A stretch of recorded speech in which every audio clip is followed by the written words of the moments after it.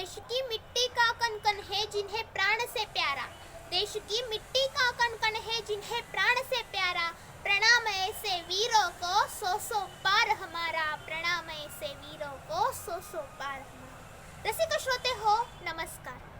मी सावरकर. एक अभिनव वक्तृत्व स्पर्धा 2024 मध्ये मी कुमारी अनुसया बालाजी कुलथे, श्री शिवाजी महाविद्यालय परभणीची इयत्ता 12वीची विद्यार्थिनी, गट क्रमांक 2 मधून आपल्या समोर विषय मांडतीये सावरकरांचे इंडिया हाऊस पर्व. सुमारे 200 वर्षांपूर्वी भारत माता ही पारतंत्र्याच्या अंधकारात बुडाली होती. सर्वत्र भयान काळोख पसरला होता. परंतु या काळोखात झाशीच्या आसमंतात एक तेजस्वी विद्युल्लता कडाडली. तिच्या त्या तळपत्या तेजात अनेकांना दिव्य दृष्टी लाभली. मातेच्या गर्भातील अभिमन्यूंनी पराक्रमाला एकच हुंकार दिला. पाहता पाहता अभिमन्यूंची चक्रव्यूहात एकच गर्दी झाली. 14 ऑगस्ट 1947च्या मध्यरात्री ही रणधुमाळी थांबली आणि 15 ऑगस्टची सकाळ ही स्वतंत्र देवतेला बरोबर घेऊनच गेली. श्रोते हो, आपणा सर्वांना माहिती आहे की हे स्वातंत्र्य काही सहजासहजी मिळाले नाही. त्यासाठी कित्येकांनी आपल्या प्राणाची आहुती दिली, कित्येकांनी आपले प्राणार्पण देखील केले. जयोस्तुते श्री महान मंगले शिवास्पदे शुभदे स्वतंत्रते भगवती त्वामहं यशोयुतां वंदे. तुझे साठी मरण ते जनन, तुझं वीन जनन ते मरण, असे म्हणणारे असामान्य व्यक्तिमत्व, एक धगधगते अग्निकुंड, क्रांतिकारकांचे प्रेरणास्थान म्हणजे स्वतंत्रवीर विनायक दामोदर सावरकर. कोण होते वीर सावरकर? त्यांनी असे काय कार्य केले की जे आजही त्यांचे नाव आपण तितक्या आदराने घेते जातो. आजही त्यांचे नाव इतिहासामध्ये अजरामर आहे. ज्या वेळेला आपण सावरकरांचा अभ्यास करू लागतो त्यावेळेला 1857चे स्वातंत्र्य समर, माझी जन्मठेप, काळे पाणी, माझे नाशिकचे पर्व, माझे रत्नागिरी पर्व, त्याचबरोबर वाळिंबे यांची कादंबरी जेव्हा आपण अभ्यासतो त्यावेळेला उभं राहतं ते म्हणजे सावरकरांचं व्यक्तिचित्र. भूतकाळात घडून गेलेल्या घटना प्रत्यक्ष वर्तमान काळामध्ये आपल्या डोळ्यासमोर आपल्याला घडतात की काय असा भास होतो आणि उभं राहतं ते सावरकरांचं व्यक्तिमत्व आणि व्यक्तिचित्र. 28 मे 1883 रोजी भारताच्या भूमीमध्ये एका रत्नाचाच उदय झाला होता. अर्थातच सावरकरांचा जन्म झाला होता. लहानपणी चाफेकर बंधूंच्या मृत्यूची बातमी ऐकताच सावरकरांचा तो शब्द फार मनामध्ये रुतला.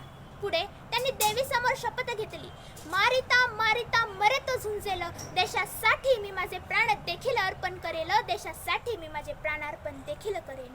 आणि तिथूनच सुरू झाला सावरकरांचा क्रांतिकारी इतिहास. सावरकरांनी पंडित श्यामजी कृष्ण वर्मा यांनी ठेवलेली शिवाजी शिष्यवृत्ती प्राप्त केली होती आणि ते इंग्लंडला साठी प्रस्थान झाले होते. वाटेमध्ये विचार करू लागले. कोट सूट बूट घालून आम्हा भारतीयांना कमी समजणारे हेच ते इंग्रजी चेहरे. होय होय, हीच ब्रिटिश राजसत्ता जिने माझ्या मातृभूमीतील लोकांवर अन्याय अत्याचार करायला सुरुवात केली आहे. हीच ब्रिटिश राज्यसत्ते अर्थात इंग्लंडच्या सिंहासनाला आपण सुरुंग लावण्याचे काम करूयात. त्याचबरोबर सावरकर इंडिया हाऊसमध्ये पोहोचले. तिथे त्यांनी कायद्याच्या पदवीसाठी बार या विद्यापीठामध्ये आपली नाव नोंदणी केली. तिथेच सावरकरांचे सर्वात महत्त्वाचा टप्पा म्हणजे जोसेफ मॅझनी यांचे चरित्र. जोसेफ मॅझनी यांचे चरित्र वाचून सावरकरांना प्रेरणा मिळाली. इटलीमध्ये जसे जोसेफ मॅझनी क्रांती करू शकतात तसे आपल्या मातृभूमीमध्ये आपण का क्रांती करू नये? आणि तिथूनच सावरकरांनी आपल्या देशाला स्वतंत्र करण्याची शपथ घेतली. याच इंडिया हाऊसमध्ये भारतातील कानाकोपऱ्यातील विद्यार्थी आले होते. हे विद्यार्थी इंग्लंडमध्ये मात्र ऐशो आरामाचे जीवन जगत होते. चैन ऐशो आरामामध्ये मग्न झाले होते. सावरकरांनी त्यांना वेळीच सावरलं. सावरकर त्यांच्या भाषणामध्ये म्हणू लागले, आज रणाविना स्वातंत्र्य कोणा मिळाले, आज रणाविना स्वातंत्र्य कोणा मिळाले, त्यासाठी तुम्हा आम्हा सर्व क्रांतिकारकांची गरज आहे. त्यातलाच एक तरुण उठला आणि म्हणाला, ब्रिटिश म्हणतायत तेच खरे आहे. ब्रिटिशांच्या साम्राज्यावरचा सूर्य कधीच मावळणार नाही. त्यावेळेला सावरकर म्हणाले, या विश्वात आजवरी शाश्वत काही झाले नाही, तसेच ब्रिटिशांची सत्ता ही सुद्धा शाश्वत राहणार नाही. त्यासाठी तुम्हा आम्हा सर्व क्रांतिकारकांची गरज आहे. पुढे तोच तरुण उठला, मदनलाल धिंगरा म्हणून. कर्जन वायली हा लोकांवर अन्याय अत्याचार करायचा. त्याच कर्जन वायलीचा मदनलाल धिंगराने 1 नाही 2 नाही तब्बल 7 गोळ्या झाडून त्या कर्जन वायली त्यांनीच ठार केले. देशासाठी हुतात्मा पत्कारले, देशासाठी हसत हसत फासावर गेले. ही प्रेरणा मिळाली तरी कुठून? ही प्रेरणा मिळाली ही सावरकरांमुळेच. सावरकरांचे भाषण ऐकताच तरुणांमध्ये एक नवी लावा रसाचे स्फुलिंग निर्माण होत होते. 1857चे स्वातंत्र्य समर हा ग्रंथ, होय 1857चे स्वातंत्र्य समर हा ग्रंथ सावरकरांनी इंग्लंडमध्ये असतानाच लिहिला. या ग्रंथावर मात्र इंग्लंड सरकारने बहिष्कार टाकला. परंतु या ग्रंथाच्या हजारो प्रती छापण्याचे काम नेताजी सुभाषचंद्र बोस यांनी केले. हा ग्रंथ म्हणजे जणू शब्द म्हणजे काय जणू ठिणगी, वाक्य म्हणजे काय जणू ज्वाला, आणि ग्रंथ म्हणजे काय जणू इंग्रजांना रसातळाला नेण्याचा दिव्य मार्गच होता.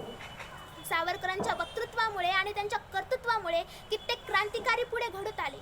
खरं सांगायचं झालं तर सावरकरांचे इंडिया हाऊस पर्व देशाला स्वातंत्र्य देण्यासाठी फार महत्त्वाचे ठरले. या इंडिया हाऊस पर्वामधूनच कित्येक क्रांतिकारी घडले, कित्येक क्रांतिकारी निर्माण झाले आणि देशासाठी हसत हसत फासावर गेले. खरं सांगायचं झालं तर सावरकर आम्हाला इयत्ता 5वी पासून ते पदव्युत्तर पर्यंत फक्त 3 ते 4 ओळीमध्ये समजावले गेले. खरोखर सावरकरांना अभ्यासायचं असेल तर सावरकरांचे चरित्र वाचावे. सावरकरांचे इंडिया हाऊस पर्व नक्कीच तुम्हाला प्रेरणा देईल.